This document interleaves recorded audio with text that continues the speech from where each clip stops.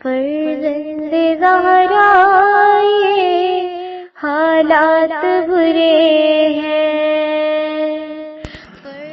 کاشانہ بصیرت ایک ایسا مکمل یوٹیوب چینل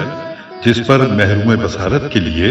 بالخصوص اور تمام افراد کے لیے بالعموم سینکڑوں کی تعداد میں اسلامی کتب دستیاب ہیں۔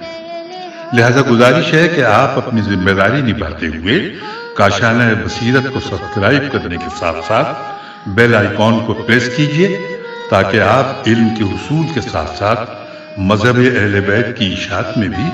اہم کردار ادا کرتے رہیں۔ کاشانہ بصیرت۔ فرزند زہرا یہ حالات برے ہیں۔ بسم اللہ الرحمن الرحیم۔ السلام علیکم سامعین، کاشانہ بصیرت کے یوٹیوب چینل پر ہم مل کر پڑھ رہے ہیں کتاب اصلاح الرسوم الظاہرہ بکلام العطرۃ الطاہرہ، معروف باصلی اسلام اور رسمی اسلام، تصنیف و تالیف علامہ الشیخ محمد حسین النجفی۔ یہ ریڈنگ کا پارٹ نمبر 2 ہے۔ ہم کتاب کے صفحہ نمبر 4 پہ پڑھنے جا رہے ہیں۔ ہیڈنگ ہے کسی رسم یا عادت کے غلط یا صحیح ہونے کا معیار کیا ہے۔ یہ سوالیہ جملہ ہے اور یہی ہیڈنگ ہے۔ تفصیلات کچھ یوں ہیں، لکھا ہے بموجب، اور پھر یہاں پہ نشان ہے ایک شعر کے، جس طرح شعر لکھا جاتا ہے، لیکن جو شعر ہے وہ فارسی کا ہے، اور میں اس کا ہمیشہ اقرار کرتی ہوں ریڈنگ میں کہ فارسی مجھے آتی نہیں ہے، لیکن یہ کیونکہ آسان سا لگ رہا ہے میں پڑھ دیتی ہوں، اور پھر نیچے اس کے بارے میں جو تفصیلات ہیں وہ جانیں گے۔ ہر قوم را راست راہے دین و قبلہ گاہے۔ ہر قوم کے کچھ رسوم و رواج ہوتے ہیں جن میں وہ قوم مگن رہتی ہیں، کیونکہ بچپن سے جن باتوں کی آدمی کو عادت پڑ جائے وہ باتیں اسے اچھی معلوم ہوتی ہیں، اور ان کا چھوڑنا اسے بہت شاق و گراں معلوم ہوتا ہے۔ یہ بھی حقیقت ہے کہ یہ رسمیں اور عادتیں نہ تو سب کی سب درست ہوتی ہیں اور نہ ہی سب کی سب غلط، بلکہ بالعموم کچھ درست ہوتی ہیں اور کچھ غلط۔ تو قابل غور بات یہ ہے کہ کسی رسم کے غلط یا صحیح ہونے کا معیار کیا ہے۔ بظاہر یہ خاصا مشکل سوال ہے۔ کچھ لوگوں کا خیال ہے کہ جو رسوم و عادات بتقاضائے آب و ہوا یا بضرورت تہذیب و تمدن یا مذکورہ بالا اسباب کے تحت رائج ہو جائیں اور عام لوگوں کو ان کی عادت پڑ جائے، وہ اچھی ہیں، اور جو اس کے برعکس ہیں وہ بری ہیں۔ تو اس نظریے کا مطلب یہ ہوا کہ ہر کفر کے کہنا شود مسلمانی شود۔ یہاں پہ سوالیہ نشان ہے، اور اس کے بارے میں نیچے لکھا ہے کہ اس نظریے کی رکاکت، رے کاف الف کاف تے، رکاکت و کمزوری کسی وضاحت کی محتاج نہیں ہے، کیونکہ اس بنا پر تو لازم آتا ہے کہ کوئی بھی چیز فی نفس ہی نہ اچھی ہے نہ بری، بلکہ اس کی اچھائی اور برائی کا دار و مدار اس کے رواج و عدم رواج پر ہے۔ حالانکہ یہ بات بداہتاً، بے دال الف ہے تے اور اس کے اوپر 2 زبر ہے، بداہتاً بالکل باطل ہے، اور اشیاء کا ذاتی حسن و قاف بے ہے قبا ایک مسلمہ حقیقت ہے۔ اچھا، قاف پہ یہاں پیش بھی ہے، تو اس لیے میں نے اس کو حسن و قباح کے بجائے حسن و قباح یا قبوح پڑھا۔ اچھا، یہ ایک تو پھر دوبارہ پڑھتے ہیں کہ اور اشیاء کا ذاتی حسن و قباح ایک مسلمہ حقیقت ہے۔ لہٰذا اگر یہ غلط بات عامت الناس میں رائج ہو جائے تو اس سے وہ اچھی نہیں بن جاتی، زیادہ سے زیادہ یہ ہوتا ہے کہ اس پر کوئی اعتراض نہیں کرتا۔ اسی طرح اگر ایک صحیح بات متروک ہو جائے تو اس سے وہ چیز بری نہیں ہو جاتی، زیادہ سے زیادہ یہ ہوتا ہے کہ اس پر کوئی عمل نہیں کرتا۔ کچھ لوگوں کا یہ خیال ہے کہ جو رسم قدیم اور آبائی ہو، یعنی بزرگوں سے برابر چلی آتی ہو، وہ اچھی ہوتی ہے، اور جو نو ایجاد ہو وہ بری ہوتی ہے۔ ارباب عقل و خرد جانتے ہیں کہ یہ نظریہ صرف کورانہ تقلید کی پیداوار ہے، جس کے لیے کوئی عقلی بنیاد و دیوار نہیں۔ قرآن مجید نے جا بجا بزرگوں کی اس قرآنہ تقلید کی شدید مذمت کی ہے۔ کہیں فرماتا ہے پروردگار اتخذوا احبارہم ورہبانہم اربابا من دون اللہ، کہ ان لوگوں نے اپنے علماء و رہبان کو خدا کے علاوہ خدا بنا لیا ہے۔ سامعین، یہاں پہ صفحے میں جتنی بھی آیات ہیں اس میں کوئی نہ آیت کا حوالہ دیا گیا ہے اور نہ سورت کا، لیکن ہم پڑھتے ہیں۔ پھر لکھا ہے کہ کہیں فرماتا ہے پروردگار کہ وَإِذَا قِيلَ لَهُمْ اتَّبِعُوا مَا أَنزَلَ اللَّهُ إِلَيْكُمْ، کہ جب ان سے کہا جائے کہ اس کی پیروی کرو جو خدا نے تمہاری ہدایت کے لیے نازل کیا ہے، تو کہتے ہیں بل نتبع ما الفینا علیہ آباءنا، کہ ہم تو اس کی پیروی کریں گے کہ جس پر اپنے باپ دادا کو پایا ہے۔ خالق عقل نے ان بے عقلوں کو کیا عاقلانہ و حکیمانہ جواب دیا، قل اولو الکانا آباؤہم لا یعقلون شیئا ولا یہتدون، ان سے کہو کہ اگر ان کے آباء و اجداد بے عقل ہوں اور بے ہدایت بھی، تو کیا یہ تب بھی ان کی پیروی کریں گے؟ یہاں پر سوالیہ نشان ہے۔ پھر لکھا ہے کہ کچھ کوتاہ اندیش لوگوں کا اندیا یہ ہے کہ جو قوم ترقی یافتہ ہو اس کی ہر رسم عمدہ اور ہر رواج اچھا ہوتا ہے، لہٰذا شاہراہ ترقی پر گامزن ہونے کے لیے اس کی رسوم و عادات کو اپنانا چاہیے۔ مگر ارباب و دانش و بینش جانتے ہیں کہ کسی قوم کی اچھی رسم کا اپنانا جہاں بے تعصبی، وسعت قلبی اور دانائی کی دلیل ہے، وہاں بغیر سوچے سمجھے اس کی ہر رسم کو اختیار کرنا حماقت اور بے عقلی کی علامت بھی ہے۔ ہم کتاب کے صفحہ نمبر 6 پہ آ گئے ہیں۔ بے عقلی کی علامت بھی ہے اور اس غلط روش سے فائدے کے بجائے الٹا نقصان ہوتا ہے۔ کسی قوم کے ترقی یافتہ ہونے کا یہ ہرگز مطلب نہیں کہ اس کی ہر بات اور ہر چیز صحیح ہے، لہٰذا دانش مندی یہ ہے کہ کسی بات کو اختیار کرنے سے پہلے اس کے انجام و عاقبت پر خوب غور و فکر کر لیا جائے۔ چنانچہ جناب امام جعفر صادق علیہ السلام سے مروی ہے، فرمایا کہ ایک شخص حضرت رسول خدا صلی اللہ علیہ وآلہ وسلم کی خدمت میں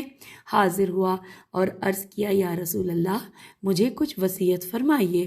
حضرت صلی اللہ علیہ وآلہ وسلم نے اس سے 3 بار اقرار کیا کہ اگر میں تجھے وصیت کروں تو اس پر عمل کرے گا؟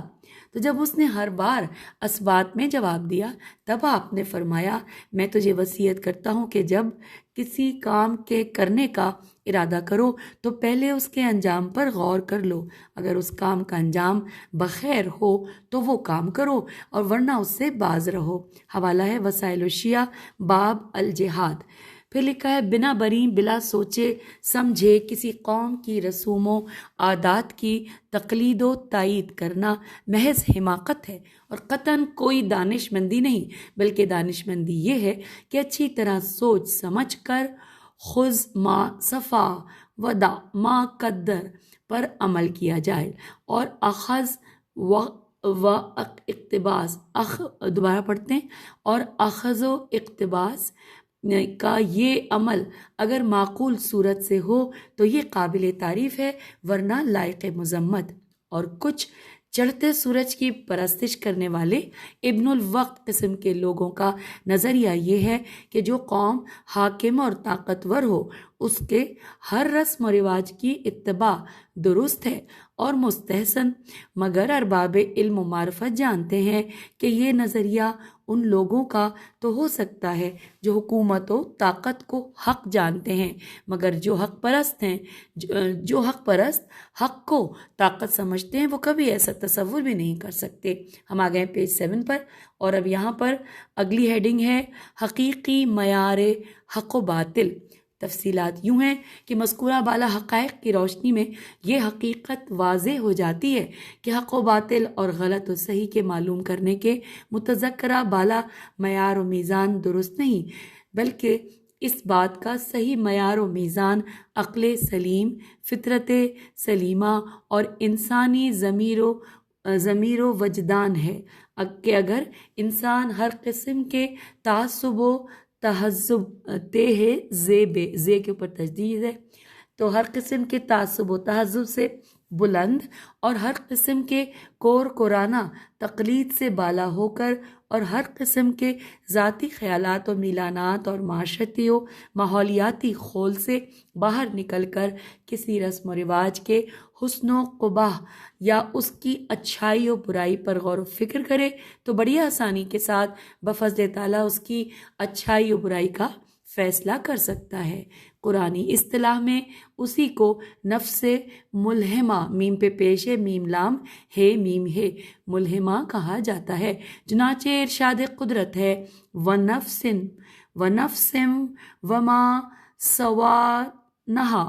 فَأَلْهَمَهَا۔ ہم سامعین ہم کوشش کرتے ہیں کہ عربی کو صحیح ادائیگی آپ تک پہنچا سکیں، کیونکہ کتاب میں بعض دفعہ زیر زبر پیش جو ہیں وہ یا تو مٹے ہوئے ہوتے ہیں یا جڑے ہوئے ہوتے ہیں آپس میں۔ ہم اسے دوبارہ پڑھنے کی کوشش کرتے ہیں۔ وَنَفْسٍ وَمَا سَوَّاهَا فَأَلْهَمَهَا نُجُورَهَا وَتَقْوَاهَا۔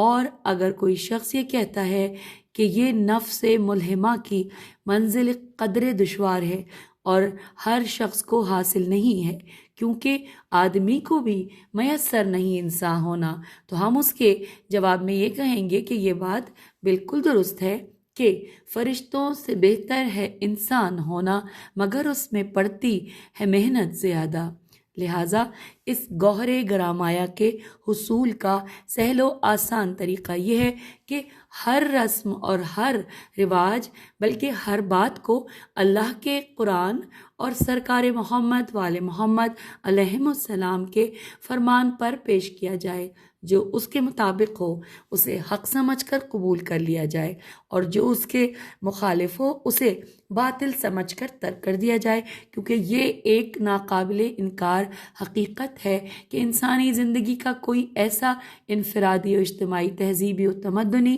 سیاسی و معاشی اور دینی و دنیاوی شعبہ نہیں جس کے متعلق خدائے رحمان نے اپنے آخری پیغام قرآن میں جامع و مکمل ہدایات نہ دی ہوں، اور سرکار محمد وآل محمد علیہ السلام نے اس کی قولی و فعلی تفسیر و توضیح میں اپنے قول و کردار کی عملی مشعلیں فروزاں نہ کی ہوں، کہ جو کہ عقل سلیم اور فطرت صحیح سواد ہے، یہ ہے صحیح کہ صحیح عکاس اور ترجمان ہیں۔ آئیے اگلی ہیڈنگ جو کہ نمبر 5 ہے وہ پڑھتے ہوئے ہم پیج 8 کو آدھا پڑھ چکے ہیں، بتاتے ہیں اس کی ہیڈنگ کیا ہے کہ خدا نے ہر چیز کی حدود مقرر کیے ہیں اور ان حدود کے توڑنے پر وعید فرمائی ہے۔ یہ پوری ہیڈنگ ہے۔ تفصیلات ہیں کہ خدائے حکیم نے انسانی زندگی کو بامقصد بنانے کے لیے کچھ حدود و قیود مقرر فرمائے ہیں، چنانچہ پروردگار فرماتا ہے تلکا حدود اللہ، کہ یہ اللہ تعالیٰ کے مقرر کردہ حدود و قیود ہیں، اور پھر ان حدود و قیود کو توڑنے والوں کو جا بجا جہنم کی وعید و تہدید فرمائی ہے۔ یہاں پر لکھا ہے سورہ بقرہ کی آیت کے ترجمہ بھی ساتھ ہے، ہم ترجمہ پڑھ لیتے ہیں کہ جو لوگ خدائی حدود کو پھلانگتے ہیں وہ ظالم ہیں۔ ایک اور جگہ سورہ نساء میں ارشاد ہوتا ہے کہ جو شخص خدا اور رسول کی نافرمانی کرے گا اور خدائی حدود سے تجاوز کرے گا، خدا اسے دوزخ میں داخل کرے گا۔ پھر ہے کہ جناب امام جعفر صادق علیہ السلام فرماتے ہیں حضرت رسول خدا صلی اللہ علیہ وآلہ وسلم نے فرمایا کہ خداوند عالم نے ہر چیز کے لیے ایک حد مقرر کی ہے، جو شخص اس حد سے تجاوز کرے گا اس کے لیے بھی حد مقرر کر دی ہے۔ حوالہ نوٹ کیجئے الفصول المہمہ، شیخ عاملی، ہیرے عین الف میم لام چوٹیے رحم اللہ۔ ہم کتاب کے صفحہ 9 پر آ گئے ہیں۔ ہیڈنگ ہے خدا و مصطفیٰ صلی اللہ علیہ وآلہ وسلم اور ائمہ ہدی علیہ السلام کی اطاعت مطلقہ کا وجوب۔ اس کے حوالے سے تفصیلات پڑھتے ہیں ہیڈنگ کے حوالے سے کہ ان حدود و قیود کے اندر رہ کر کامیاب زندگی گزارنے اور دنیا و آخرت میں فلاح پانے کا آسان طریقہ یہ ہے کہ خدا کی اطاعت کی جائے، اور خدا کی اطاعت کرنے کے لیے ضروری ہے کہ مصطفیٰ صلی اللہ علیہ وآلہ وسلم کی اتباع کی جائے۔ چنانچہ ارشاد قدرت ہے کہ اگر تم خدا سے محبت کرتے ہو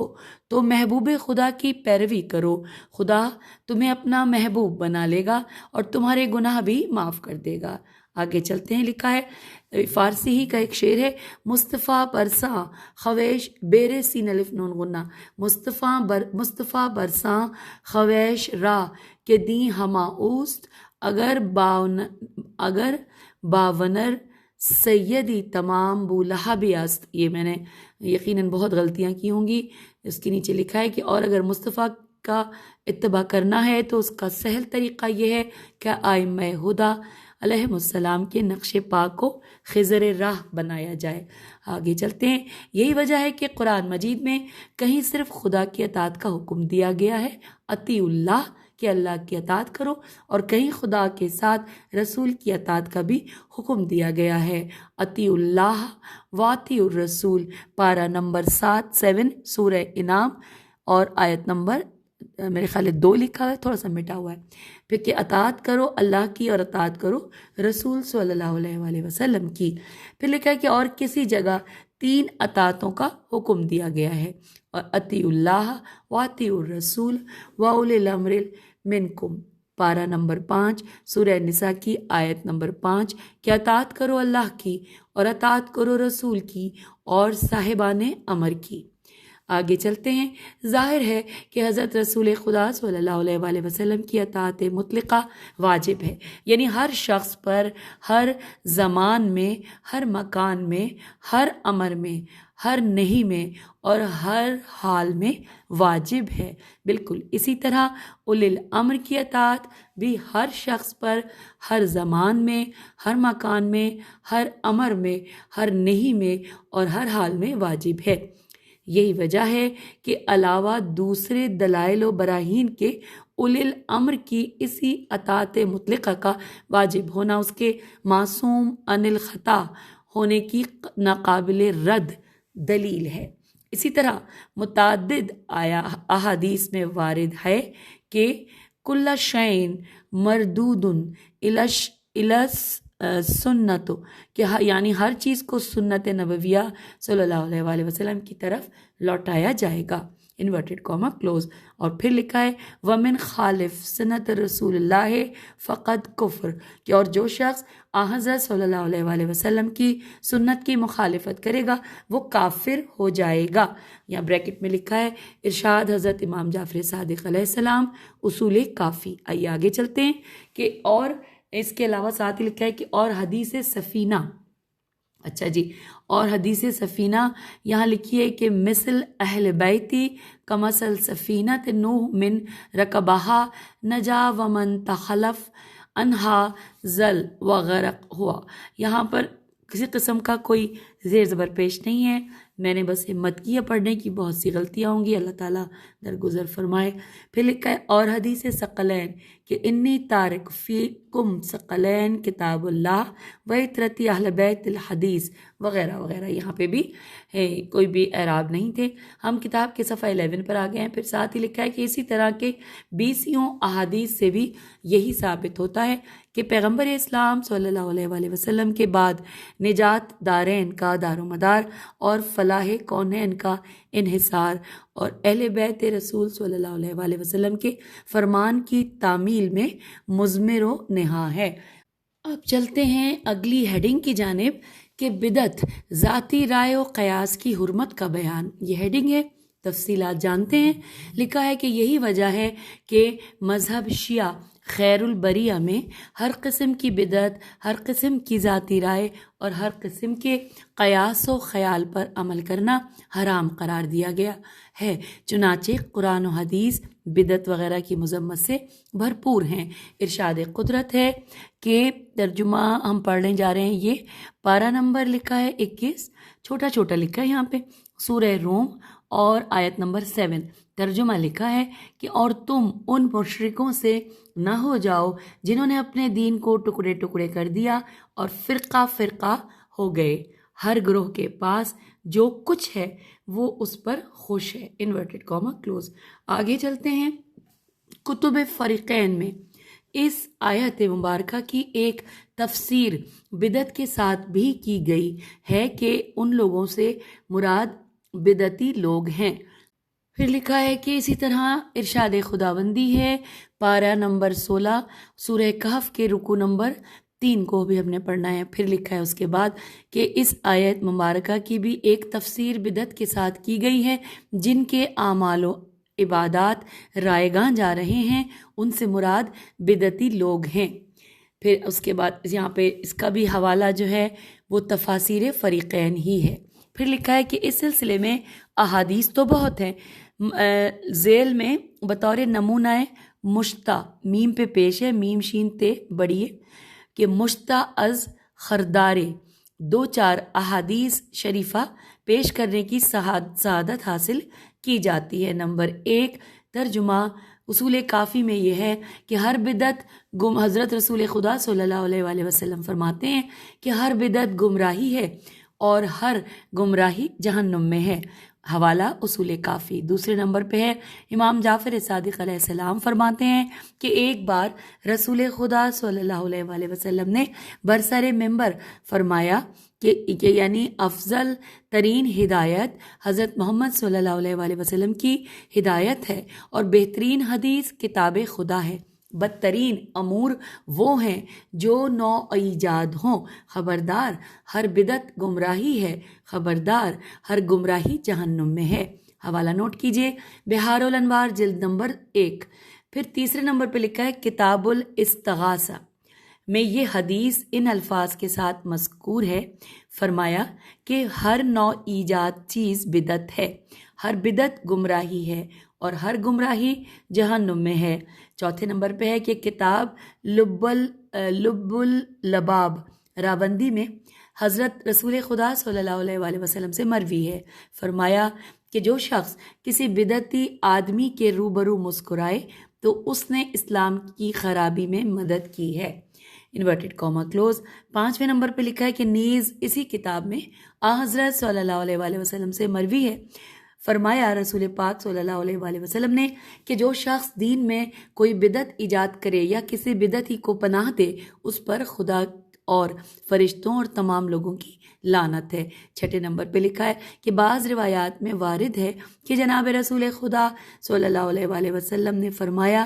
کہ جو شخص ہمارے دین میں کوئی نئی چیز ایجاد کرے جو دین سے نہیں ہے تو وہ مردود ہے، حوالہ ہے بہار الانوار۔ اور اب آئیے اگلی ہیڈنگ کی جانب، لکھا ہے کہ بدعت کسے کہتے ہیں، یعنی کہ ہم اس ہیڈنگ کے بارے میں اب تفصیلات پڑھنے جا رہے ہیں کہ بدعت کسے کہتے ہیں۔ لکھا ہے حضرت امیر المومنین علیہ السلام فرماتے ہیں کہ بدعت ہر وہ چیز ہے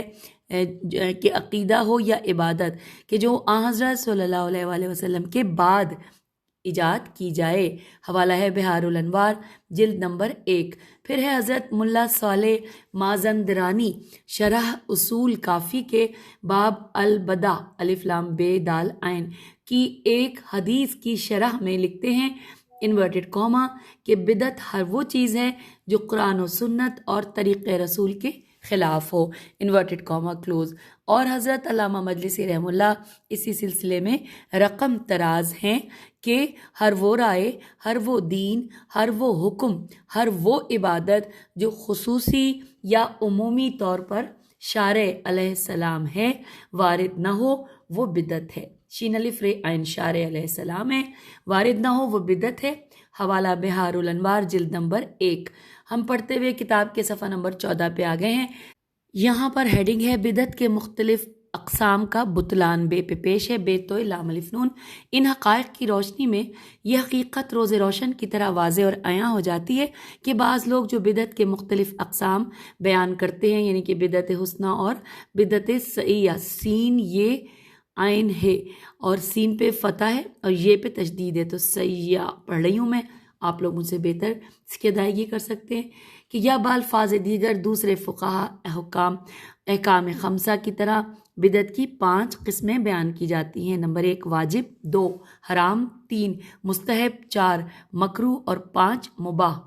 لکھا ہے سابقہ حقائق سے معلوم ہو گیا کہ ہر وہ چیز جس پر شرعاً بدعت کا اطلاق ہوتا ہے اس کی صرف اور صرف ایک ہی قسم ہے اور وہ ہے حرام، کیونکہ حدیث شریف میں بدعت کی قسمیں بیان نہیں کی گئی ہیں کہ یہ بدعت حسنہ ہے اور یہ بدعت سیئہ ہے، سین پہ فتح، یہ پہ